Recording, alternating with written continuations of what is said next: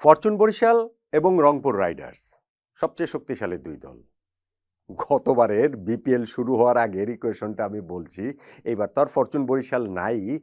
এর আগেও বিপিএলগুলোতে যখন ধরেন কুমিল্লা ভিক্টোরিয়ান্স ছিল, ওই দুইটা দলের সঙ্গে এই দলটা যোগ হতো। ফলে এই তিনটা দলকে সহজেই আলাদা করা যেত।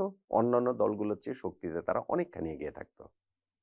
এইবারে আর তো কুমিল্লা ভিক্টোরিয়ান্স আগে থেকে নেই, ফরচুন বরিশালও এবার খেলছে না। যেই ৬টা দল অংশ নিয়েছে, শুরুতে ডিরেক্ট সাইনিং ছিল, তারপরে খেলোয়াড়দের নিলাম হলো, অনেক দিন পর বিপিএল এ খেলোয়াড়দের নিলাম হলো। এই নিলামের পর দলগুলো এখন যে অবস্থায় এসে দাঁড়িয়েছে, তাতে একটা ফেভারিট র‍্যাংকিং করব বলেছিলাম। আগের ভিডিওটাতে সেই কথাটা দিয়েছিলাম। সো সেই ফেভারিট র‍্যাংকিংটা করি। এইটা ফাইনাল কিছু না, কেননা ধরেন বিপিএল শুরু হওয়ার আগে দলগুলো নিশ্চিতভাবেই বিদেশি ক্রিকেটার আরো দলে ভেড়াবেন, তাদের শক্তি বাড়াবেন, বাড়ানোর চেষ্টা করবেন দুর্বলতাগুলো ঢেকে দেবার, এবং তখন গিয়ে বিপিএল শুরু হওয়ার ঠিক আগে আগে আরেকটা ফাইনাল ফেভারিট র‍্যাংকিং করব। কিন্তু এইটা হচ্ছে গিয়ে আপাতত দলগুলো যে অবস্থাতে দাঁড়িয়ে আছে নিলামের পরে, তার ভিত্তিতে একটা ফেভারিট র‍্যাংকিং করছি। আমার সঙ্গে আপনি মিলে দেখতে পারেন। অনেকগুলো জায়গাতেই আপনার সঙ্গে আমার না মেলার যথেষ্ট সুযোগ রয়েছে। আমি পেছন দিকে শুরু করে ১, ২, ৩, ৪, ৫, ৬ তো ৬ নম্বরে আমি রাখছি চট্টগ্রাম রয়্যালসকে। ভাই, চিটাগাংবাসী আমাকে গালিগালাজ করেন না, রাগ করেন না। যেই দলটা তারা তৈরি করেছে, তাদের দলের মধ্যে হচ্ছে গিয়ে নাঈম শেখকে ১,১০,০০,০০০ টাকা দিয়ে তারা নিয়েছে। নিলামের সবচেয়ে দামি ক্রিকেটার নাঈম শেখ। তারপরেও এই দলটাকে আমি ৬ নম্বরে রাখছি। কি কারণে? কেন ধরেন এই দলটার আমি যদি দেখি, তারা সরাসরি এর আগে চুক্তিতে মেহেদী হাসান এবং মানে শেখ মেহেদী হাসান এবং তানভীর ইসলামকে নিয়েছিল, এবং আবরার আহমেদ ৩ জন ওই জায়গাটাতে ছিল। আমাদের এই যে চট্টগ্রাম রয়্যালসের যেই দলটা হয়েছে, সেখানটাতে নাঈম শেখকে এত টাকা দিয়ে তারা নিয়েছে। কিন্তু আপনি যদি ব্যাটিং এর কথা বলেন, এর বাইরে নাঈম আপনাকে রান দেবে রেগুলার, এই প্রত্যাশার জায়গা থেকে নিয়েছে। এর বাইরে আপনি যদি বলেন মাহমুদুল হাসান জয়, কিংবা জিয়াউর রহমান, কিংবা সালমান হোসেন, শুভাগত হোম, নিরোশন ডিকেবেলা, অ্যাঞ্জেলো পেরেরা, এই ব্যাটিং লাইন আপ ভাই আসলে ভেরি ভেরি পুয়ার। এই জায়গাটাতে যদি তারা খুব ভালো বিদেশি না আনতে পারে, তাহলে ৬ নম্বরে উপরে ওঠার তাদের আমি সুযোগ দেখি না।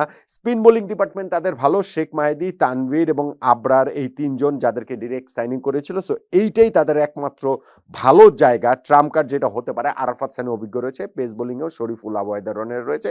তো ব্যাটিংটা এত দুর্বল যে তাদেরকে আমি আসলে ৬ নম্বরে রাখছি চট্টগ্রাম রয়্যালসকে। ৫ নম্বরে নোয়াখালী এক্সপ্রেস। নোয়াখালী এবার নতুন দল, প্রথমবারের মতো বিপিএল তারা খেলছে। দলটা যে খুব খারাপ হয়েছে তা নয়, কিন্তু অন্যান্য দলগুলোর চেয়ে আমার কাছে মনে হয়েছে যে তাদেরকে আসলে ৫-এর উপরে ওঠাতে পারছি না। আমি বলি, গতবার যেমন ওই দুইটা দলের সঙ্গে রংপুর এবং বরিশালের সঙ্গে অন্য দলগুলোর স্পষ্ট পার্থক্য ছিল, এইবার কিন্তু পার্থক্যগুলো অত প্রকট না। ফলে এইটা খুব সহজেই কিছু বিদেশি প্লেয়ার ইনক্লুড করলে বা টুর্নামেন্ট যখন শুরু হবে তখন যদি একটা মোমেন্টাম পেয়ে যায়, এই জিনিসটা চেঞ্জ হয়ে যেতে পারে। কিন্তু আপাতত আমার কাছে নোয়াখালী এক্সপ্রেসকে আমি আসলে ৫-এর উপরে রাখতে পারছি না। তাদের এই দলটাতে হাসান মাহমুদ, সৌম্য সরকার, জনসন চার্লস, কুশল মেন্ডিসকে তারা ডিরেক্ট সাইনিং এ নিয়েছে। তার মধ্যে সৌম্য, চার্লস, কুশল মেন্ডিস টপ অর্ডার ব্যাটিং এর সঙ্গে এইখানটাতে তারা ৫০ লাখ টাকা দিয়ে হাবিবুর রহমান সোহানকে নিয়েছে। ফলে টপ অর্ডার ব্যাটিংটা তাদের এক্সপ্লোসিভ হওয়ার এভরি পসিবিলিটিস রয়েছে। জাকের আলী অনিক, মাহিদুল ইসলাম অঙ্কনের মতো ক্রিকেটারকেও তারা এই জায়গাটাতে দলে ভিড়িয়েছে। পেস বোলিং এ তাদের রেজাউর রহমান রাজা ও সাদাত হোসেন দীপ ওইখানে রয়েছে, মেহেদী হাসান রয়েছেন, তাদের কিন্তু এই হাসান মাহমুদ রয়েছেন। পেস বোলিংটাও যথেষ্ট ভালো, কিন্তু স্পিনটা আসলে এইখানটাতে নোয়াখালী এক্সপ্রেসকে ডুবিয়ে দিতে পারে। তাদেরকে যে আমি ৫ নম্বরে রেখেছি, বাংলাদেশে যেই রকম উইকেটে খেলা হয় বিপিএল, এবং সেই বিবেচনায় রেখে স্পিন শক্তি যদি না থাকে, তাহলে কিন্তু দলগুলোর পক্ষে কনসিস্টেন্টলি ভালো করা খুব কঠিন। আমি দেখতে পাচ্ছি যে তাদের এই পুরো দলের মধ্যে নাজমুল ইসলাম অপু, তিনি হচ্ছেন গিয়ে একমাত্র রিলায়েবল স্পিনার। তাকেও বা কতটা রিলাই করা যায়। ফলে নোয়াখালী এক্সপ্রেসকে আমি আসলে ৫-এর উপরে রাখতে পারছি না, স্পেশালি তাদের এই স্পিনের ঘাটতির কারণে। নাম্বার 4 আমার এইখানটাতে আমি একটুখানি 3 এবং 4 নিয়ে আমি আসলে খুবই কনফিউজ ছিলাম। এখনো আমি কনফিউজ যে আসলে কাকে একটু এগিয়ে রাখবো, কাকে একটু পিছিয়ে রাখবো। এই দুইটা দলকে আমার কাছে এই ৩-৪ এই জায়গার জন্য খুবই কাছাকাছি মনে হয়।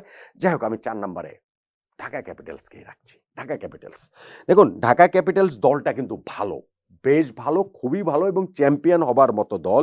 আপনি এইখানটাতে তারা সাইফ হাসান, উসমান খান, অ্যালেক্স সেলস, এই ৩ ক্রিকেটারকে তারা ডিরেক্ট সাইনিং এর শুরুতেই নিয়েছে, ফলে তাদের টপ অর্ডারটা সিকিউর তারা ওই জায়গাটাতেই করে ফেলেছে এবং নিলাম থেকে তারা শামীম হোসেন পাটোয়ারি, মোহাম্মদ মিঠুন, সাইফুদ্দিন, নাসির হোসেন, সাব্বির রহমানদের মতো ক্রিকেটারদের নিয়েছেন, ফলে তাদের ব্যাটিংটা কিন্তু শক্তিশালী, বেশ শক্তিশালী এবং ক্লিক করে গেলে এই ব্যাটিং লাইন আপ অন্য অনেকের জন্যই মাথা ব্যথার কারণ হতে পারে। পেস বোলিং এ এইখানটাতে তাসকিন আহমেদকে তো তারা সরাসরি নিয়েছিলই, সঙ্গে এইখানে সাব্বির সাইফুদ্দিন, সাব্বির তো না, সাইফুদ্দিন সেই জায়গাটাতে রয়েছেন। স্পিন বোলিং এর এইখানটাতে শুধুমাত্র আমি তাইজুলকে দেখতে পাই, ও দাসুন সানাগো তাদের পেসার রয়েছেন, দাসুন সানাকা এইখানটাতে রয়েছেন, কিন্তু স্পিন ডিপার্টমেন্টটা আমার মনে হচ্ছে যে ঢাকার একটু দুর্বল। শুধু তাইজুল এবং এই জায়গাটাতে তাদের বিদেশি ক্রিকেটার, কোয়ালিটি বিদেশি ক্রিকেটার অ্যাড করা প্রয়োজন, তাদেরকে আমি ঢাকা ক্যাপিটালসকে 4 নম্বরে রাখছি। 3 নম্বর সারপ্রাইজিংলি সিলেট টাইটান্স।